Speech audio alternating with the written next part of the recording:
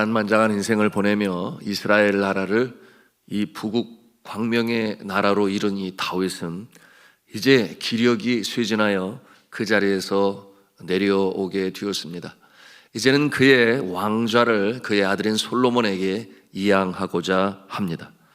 이를 위하여 중요한 나라의 인사들, 방백들, 그리고 제사장, 그들을 한자리에 모이게 하였습니다. 총회를 연 것이죠. 이와 같은 모습은 모세나 여호수아도 마찬가지였어요. 세상을 떠나기 전에 그처럼 총회를 열고 그리고 당부하고자 하는 그 말을 그들에게 남겼던 것입니다. 오늘 28장과 이제 마지막 장인 29장, 바로 이 다윗이 자신의 왕좌에서 내려오면서 솔로몬에게 그리고 방백들과 또 제사장들, 중요한 인사들에게 당부하고자 하는 말, 고별 담화라고 할 수 있을까요? 그것을 남기는 그 내용이 기록되어 있습니다. 그리고 마지막 장인 29장 중반부터 후반까지는 하나님께 드리는 이 다윗의 마지막 감사 기도가 기록이 되어 있습니다. 그 끝부분은 기록하기를 40년간의 이 다윗의 통치가 맞춰졌고 늙도록 부하고 존귀를 누리다가 죽음에 왕위는 그의 아들 솔로몬에게 이양되었다라는 내용으로 마침점을 찍습니다. 총회를 통해 다윗은 이 방백들과 중요 인사들에게 여러 가지 많은 내용으로 전하고 당부했을 것이에요. 그 중에 가장 중요시 여겨 강조한 내용 두 가지가 있습니다. 그 내용을 오늘 우리가 대하게 되는데요.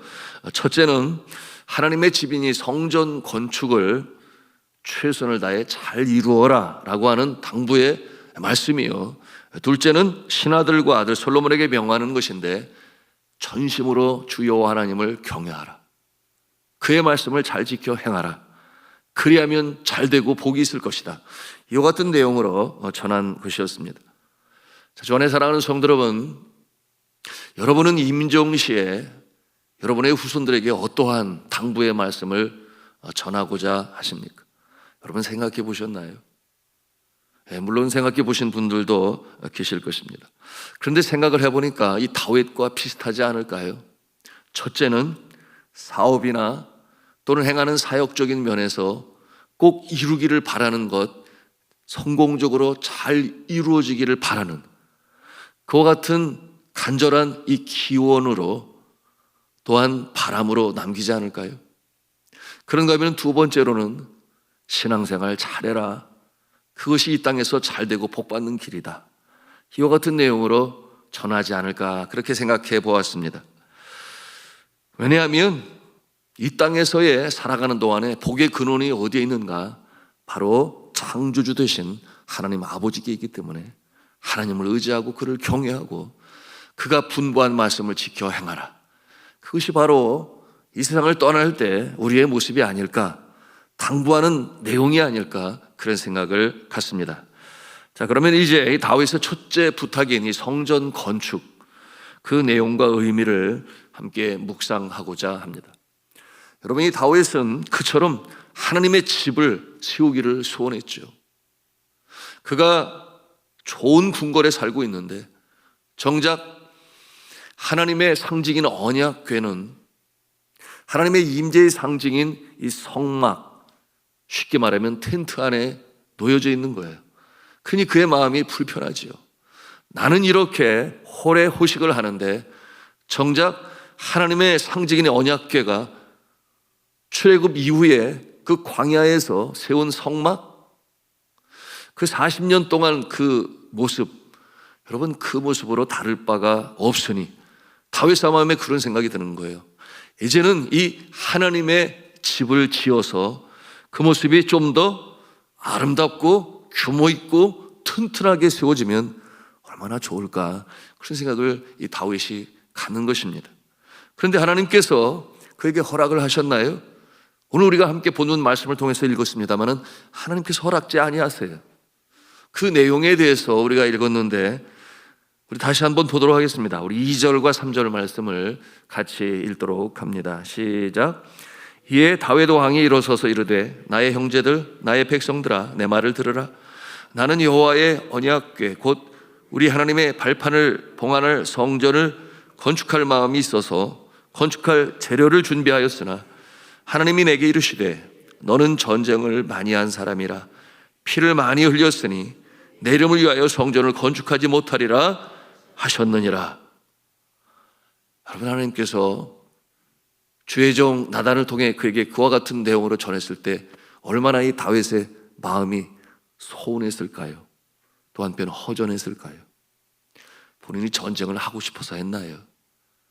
여러분, 이와 같은 이 허전한 서운한 마음에서 그러나 그가 절망하지는 아니합니다. 왜냐하면 하나님께서 그의 아들 솔로몬을 통하여 그 일을 이룰 것이다 그렇게 말씀하시니 그것이 소망이 되었습니다. 그러므로 낙심하지 아니하고 최선을 다해서 그가 준비를 하는데요.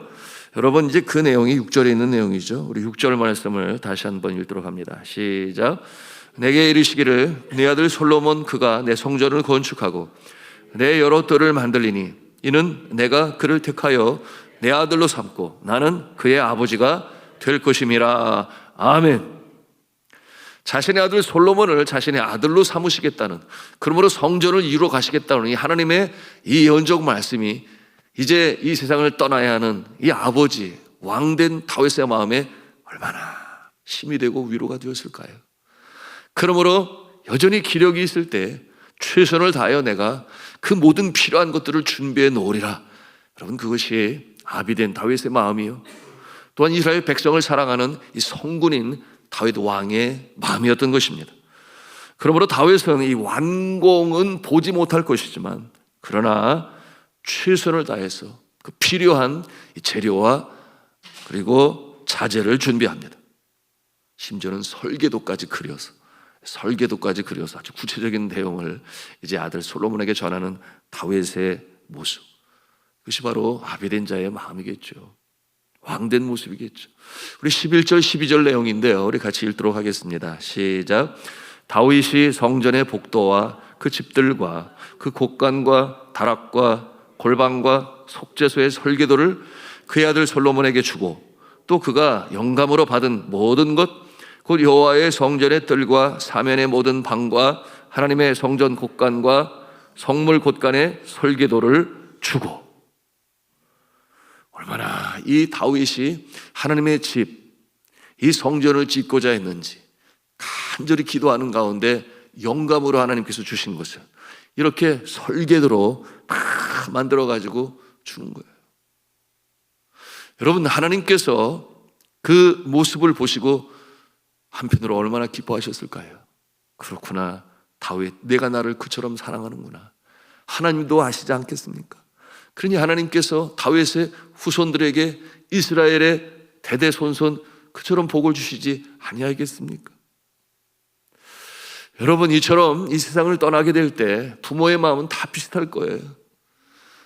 저도 저희 장인 장모님, 일찍이 저희 어머니가 돌아가셔서 마치 저의 부모님처럼 저를 아껴주시고 사랑해 주셨는데 세상 떠나신 다음에 발견되는 게 한두 가지가 아니에요. 그 보니까 세상에 종이를 아끼신다고 달력 그 뒷면을 이렇게 다 오려가지고 거기에 장자를 위한 기도, 차남을 위한 기도, 장녀를 위한 기도, 자녀를 위한 기도 뿐만 아니라 맞사위를 위한 기도, 둘째사를 위한 기도, 자부를 위한 기도, 구구절절히 얼마나 많이 써서 남기셨는지 당부하는 내용이 거기에 다 들어가 있어요. 오늘 다윗이 설계도까지 만들어 그의 아들 솔로몬에게 주고자 하는 이 아버지의 마음이 이렇게 배어나오지 아니합니까? 우리도 마찬가지라고 될 것이라고 생각을 해요. 평소에 우리가 자녀들에게 하지 못한 말, 마음에 담아 있었던 말, 이 세상 떠나기 전에 그것을 글로 남기든지 육성으로 녹음으로 남기든지 아니면 임종을 지켜보는 이 자녀들에게 남기든지, 여러분 다 같이 한 가지로 귀결될 수 있으니 그 내용이 뭐겠습니까? 행복해야 돼, 잘 살아야 돼, 나보다는 더 훨씬 복된 모습으로 살아야 돼. 여러분, 그와 같은 모습으로 우리가 임종을 맞이하게 될 것입니다. 이 모습이 바로 이 다윗의 모습이죠. 그러니 그가 할 수 있는 모든 것, 할 수 있는 모든 것, 가지고 있는 모든 것을 다 주님 앞에 드리는 다윗의 모습인데, 여러분 그 내용이 금은 보화 예물들까지도 다 준비해서 이 하나님 앞에 드리는 거예요. 29장에 그 내용들이 기록되어 있는데 29장 2절과 3절 말씀 찾아가서 미리 보도록 하겠습니다. 읽습니다. 시작. 내가 이미 내 하나님의 성전을 위하여 힘을 다하여 준비하였나니 곧 기구를 만들 금과 은과 놋과 철과 나무와 또 만호와 가공할 검은 보석과 채석과 다른 모든 보석과 옥돌이 매우 많으며 성전을 위하여 준비한 이 모든 것 외에도 내 마음이 내 하나님의 성전을 사모함으로 내가 사유한 금은으로 내 하나님의 성전을 위하여 드렸노니. 아멘. 내가 사유한 금과 은도 국가적으로 준비하게 하였을 뿐만 아니라 내 개인이 소유한 것까지도 다 하나님께 드렸다. 하나님의 영광을 위하여. 그러나 더 여러분 그 속마음으로 들어가 보면 그처럼 양떼처럼 살아간 이스라엘 백성들이 부국 광명을 이루기 위하여 또한 자신의 아들과 대대손손 하나님의 은혜와 은총이 임하기를 위하여 이처럼 귀한 것으로 다 드리는 모습, 여러분 이 모습이 우리의 모습이 되어야 하겠지요. 여러분 그러니 하나님께서 이 다윗을 얼마나 사랑하시겠습니까? 대대손손 그 왕국이 힘차게 이루어가시도록 하나님이 도우시지 아니하시겠습니까? 자, 주 안에 사랑하는 성도 여러분, 여러분은 이 세상 떠날 때 주님 앞에 이처럼 다윗처럼 주님 앞에 나는 이것을 드리고 가야지, 내가 가장 귀히 여기는 이것을 하나님 앞에 드려야지, 여러분 그와 같은 생각을 해보셨나요? 대부분의 경우 내 자녀 후손에게 좋은 것으로 물려줘야지, 그것은 기본이에요. 그거는 누구든지 믿지 아니하는 사람들은 그렇게 하겠지요. 그러나 우리 믿음의 사람으로 이처럼 다윗이 하나님의 집, 그의 나라가 견고히 세워지기 위하여 주 앞에 기꺼이 나의 것까지도 드리는 이와 같은 모습, 여러분 우리도 가져야 하는데 과연 우리는 그와 같은 모습이 있는지, 여러분 이 새벽에도 이 말씀을 통해 우리 자신을 돌이켜 볼 수 있어야 하겠습니다. 여러분 이처럼 다윗의 하나님의 집을 위한 이 헌물과 준비, 오늘날 이 시대는 어떤 모습으로 비교할 수 있을까요? 아마도 예배당 건축, 그렇지 않겠습니까?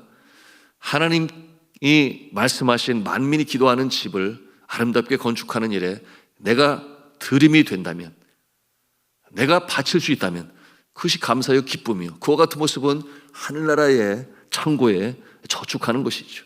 그리고 후손들을 위하여 심는 것이요, 또한 모두를 위하여 드리는 것이니 정말 하나님이 기뻐하실 모습인 것이죠. 여러분 복음이 급하고 강하게 증거되어지는 선교지에서는 그야말로 교인들이 금방금방 늘어납니다. 그러므로 집에서 예배를 시작한 그 모습이 비좁아서 예배당을 건축하게 되는데, 과거 우리나라의 모습도 그랬어요. 그러므로 이와 같은 선교지에 예배당을 세우는 일에 제가 보니까 어떤 분은 이 아파트를 사서 몇 년을 이렇게 두었더니 다시금 팔 때 그 수익금이 많아가지고 7억 원이나 수익금을 얻게 되었는데, 그것의 11조는 당연히 하나님께 바쳐야 된다고 해서 이 선교지에 들여 그 얼마예요? 7천만 원. 이 선교지는 여전히 가난한 나라들이 많아서, 특히 그 산지 지역이라든지 이곳에는 7천만 원이면 예배당을 잘 지을 수 있어요. 그와 같은 모습으로 드리는 모습을 제가 여러 차례 보았습니다. 참 잘하는 것이지요. 여러분 그와 같은 모습은 자신의 울타리를 넘어서서 하나님의 나라 모두를 위한 것이니 하나님이 기뻐 받으시고 다윗에게 주셨던 그 복을 그의 후손들에게 주실 것입니다. 그런가 하면 기독교 교육기관이라든지 단체, 사회 구호 단체에 드리는 그와 같은 모습들도 마찬가지라고 볼 수 있겠어요. 지난 1월 21일자 신문 기사의 타이틀이 이러했습니다. 재산을 죽을 때까지 붙들고 있으면 뭘 하겠어요? 다 나누고 가야지요. 이것이 타이틀로 올라와서 제가 읽어보니까 이런 내용이 담겨져 있었습니다. 금년 85세이신 현영숙 씨는 4년 전에 세상을 떠난 남편 고 이재훈 변호사와 함께 모은 전 재산 200억 원을 연세대에 기부했습니다. 그의 남편 이 씨는 생전 이공계 학생 장학 사업에 전력한 사회사업가였습니다. 남편 이 씨는 1935년 황해도 연백에서 장남으로 태어나서 1951년 일사후퇴 때 월남했다고 했습니다. 16세 소녀는 중학교 중퇴 후 신문 배달, 구두 닦기를 하며 독학으로 1958년 고등고시 사법과에 합격을 하고 대구, 제주 지검 차장 검사 등을 역임하며 10여 년 동안 검사 생활을 하였다고 했습니다. 1972년 변호사 기업을 했고 1975년 한국노동법률상담소장에 취임해 가난한 노동자들을 위하여 많은 수고를 했다고 했습니다. 고인의 집념은 아내 현 씨의 이번 연세대 기부로 인하여 그 빛을 보게 주었습니다. 현 씨에게 왜 연세대에 기부했느냐? 이 기자의 질문에 일찍이 연세대학교의 전신인 연희 전문학교를 세운 호러스 그랜트 언더우드 선교사님을 언급했습니다. 쓰러져 가는 조선에 오신 선교사가 세우신 학교이니까요. 여러분, 그 한마디에는 많은 것이 포함되어 있는 것이죠. 여러분, 이와 같은 자들의 이 드림의 손길로 인하여 하나님의 나라는 이렇게 힘차게 확장되고 성장되어져 나가는 것입니다. 저는 기도합니다. 우리가 이와 같은 마음을 가지고 열심히 수고한다면 하나님께서 더 크신 복을 주시지 아니하시겠는가? 우리가 이와 같은 마음을 가지고 천국의 그 창고에 보화로 드리는 일에 나라는 울타리를 넘어서서 하나님 나라를 위하여 모두를 위하여 드리는 이와 같은 마음과 자세, 여러분, 이와 같은 모습은 분명 오늘 다윗을 통하여 우리에게 주시는 귀하고 귀한 영적 교훈을 실천하는 모습이 될 것입니다. 저는 이런 모습을 보면서 그런 기도를 늘 하지요. 네팔에 주력 선교지가 되고 이미 땅을 3,300평이나 구입을 하게 되었는데 그곳에 이제 세워져야 할 이 캠퍼스 그리고 학교 건물, 이와 같은 일에 함께 마음을 그리고 자신의 것으로 주님 앞에 드릴 그 같은 자들을 만나게 해 주소서. 이와 같은 기도를 벌써 여러 해가 되었지요. 기도하는 가운데 있습니다. 여러분, 그러므로 말미암아 그 학교의 졸업생들을 통하여 정치, 경제, 사회, 문화, 예술, 교육, 국방, 스포츠 모든 분야의 전문인 선교사로 파송을 하고 정말 이 복음의 불모지에 예수 그리스도의 푸르는 계절이 임하게 되는 그와 같은 이 그림을 그리고 또한 기도하며 그날을 소망하며 나가고 있습니다. 여러분들도 함께 기도해 주시면 감사하겠습니다.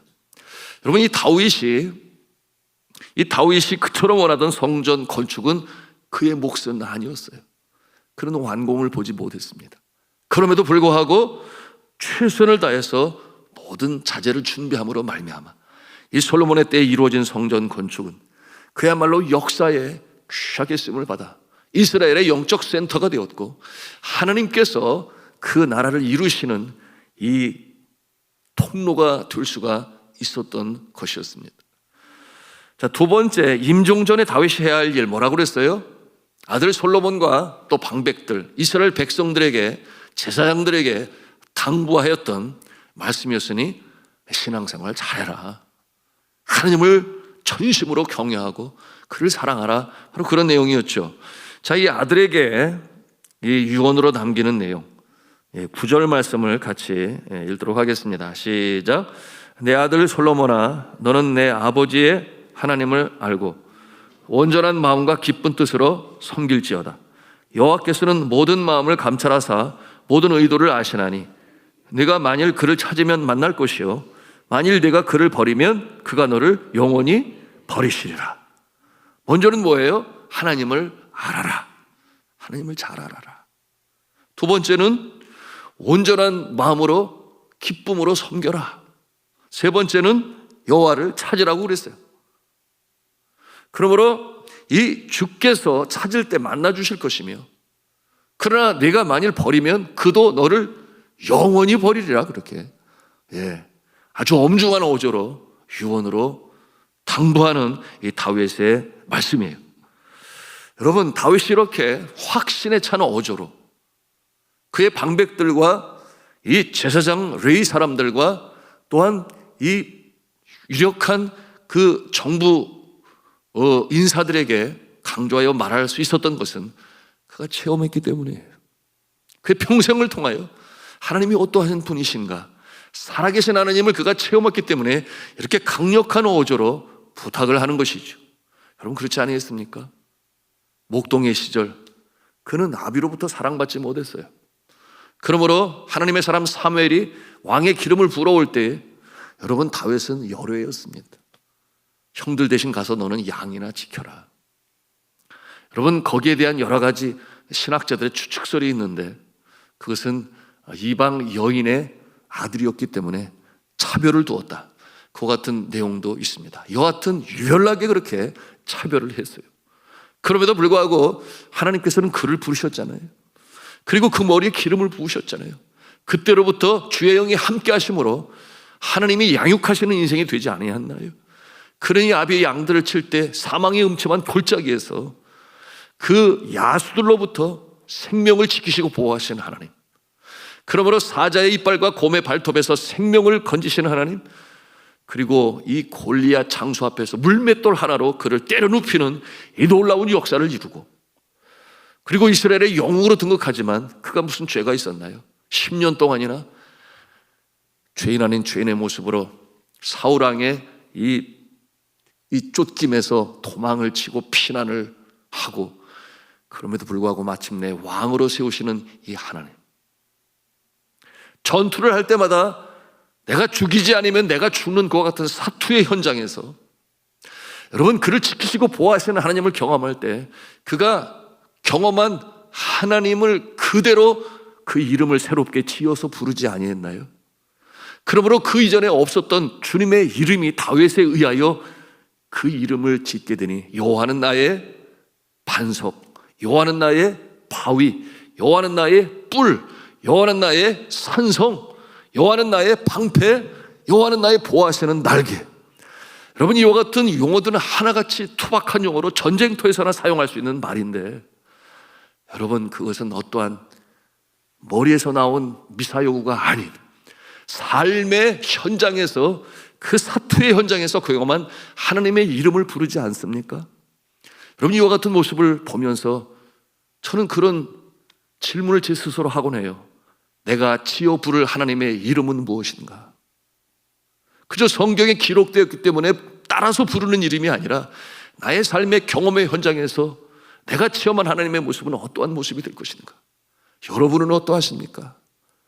여러분은 고난의 현장에서 앞이 보이지 않는 캄캄한 끝도 없이 긴 그 터널 속에서 여전히 내가 부를 하나님의 이름, 그리고 마침내 그 이름으로 주를 기뻐하며 찬송하는 이름이 있는 것입니까?